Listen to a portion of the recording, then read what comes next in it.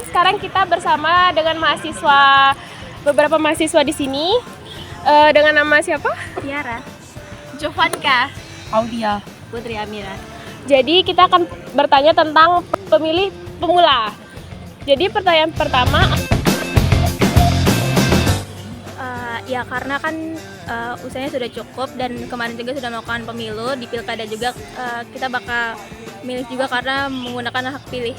oke. Terus kalau buat kakak?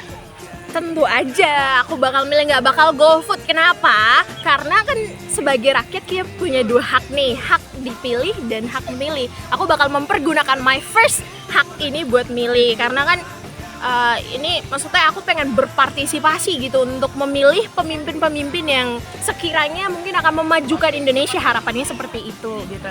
Jadi jangan GoFood guys, jangan. No. tentu saja saya akan menggunakan hak pilih saya karena saya akan menjadi warga negara yang baik. Ya seperti yang lainnya tentu saja saya juga akan memilih karena ini menyangkut NTB juga.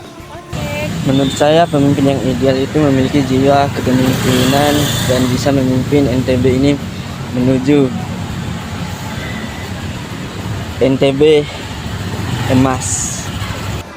Baik, di sini saya dan rekan saya akan mewawancarai mahasiswa Universitas Mataram seputar pemilu. Tentu saya sebagai warga negara memiliki tanggung jawab untuk berpartisipasi dalam proses demokrasi dan memilih pemimpin yang tepat. Menurut saya pribadi sih orangnya yang jujur, yang tegas, kompeten dan merakyat serta memiliki visi yang jelas untuk kemajuan daerah. Yang bisa mengayomi, dipercaya, visi misinya itu jelas, bukan hanya bullshit, tetapi ada kerjanya langsung gitu, ada prakteknya langsung gitu. Menurut saya yang bisa memimpin dengan baik, adil, dan tidak melakukan kesalahan lah dalam memberikan program-program kerjanya. Ya, pertanyaan berikutnya.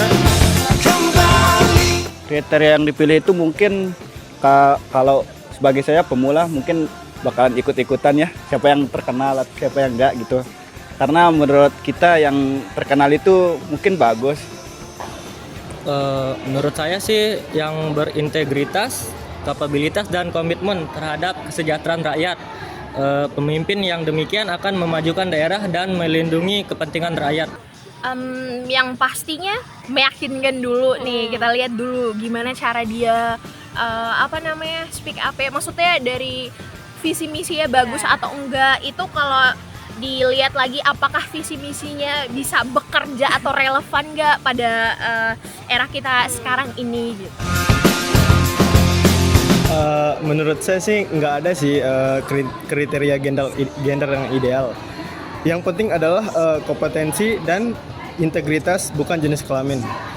Nggak ada kriteria spesifik sih, semuanya bisa memimpin selagi dia punya kualifikasi kan boleh-boleh aja. Ya, bener sih.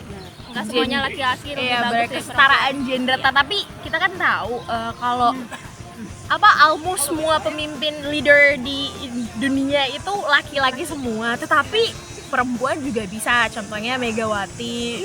Gitu kan. Jadi maksudku kesetaraan gender itu kan ada. Jadi nggak harus ada kriteria harus cowok nih, harus cewek nih, nggak ada.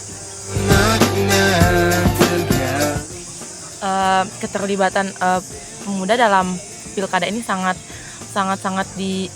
penting karena para pemuda itu bisa menggantikan orang-orang dewasa atau orang-orang tua yang sudah sebelumnya memilih, dan mungkin pemikiran-pemikiran anak-anak muda sekarang bisa dikembangkan menuju Indonesia emas 2045. Pastinya keterlibatan dalam pemilihan ini baik untuk kita semua, karena sebagai pemilih pemula juga kita bisa belajar bagaimana cara memilih pemimpin yang baik dan benar. Generasi muda harus aktif berpartisipasi untuk memastikan proses demokrasi berjalan baik dan menghasilkan pemimpin yang representatif.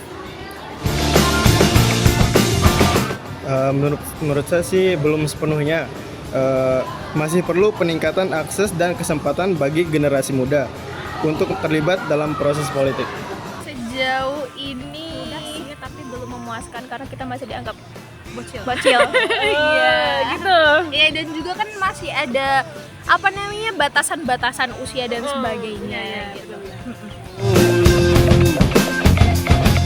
Manipolitik maksudnya? Iya. Oke, itu kayaknya udah lumrah banget ya di Indonesia, walaupun itu sebenarnya salah, tetapi ini tuh justru yang dipengenin sama orang-orang masyarakat. Jadi kayak kamu dikasih 50.000 nih, langsung nih mau coblos, padahal dia tuh menjabat 5 tahun, masanya cuma 50.000 gitu. Kayak itu sebenarnya sama sekali kurang bagus sih, tetapi kan mindsetnya masyarakat masih kayak money politik itu selalu terjadi gitu loh. Padahal ya kita kalau memilih pemimpin dan sebagainya kan harus dievaluasi dulu nih untuk kemajuan kita seterusnya kayak gimana. Tetapi karena mungkin ini money politik ini terlalu sering terjadi, akhirnya di dalam tanda kutip dilumrahkan ya, padahal itu jelas salah. Jadi mereka tetap ngelakuin itu gitu loh.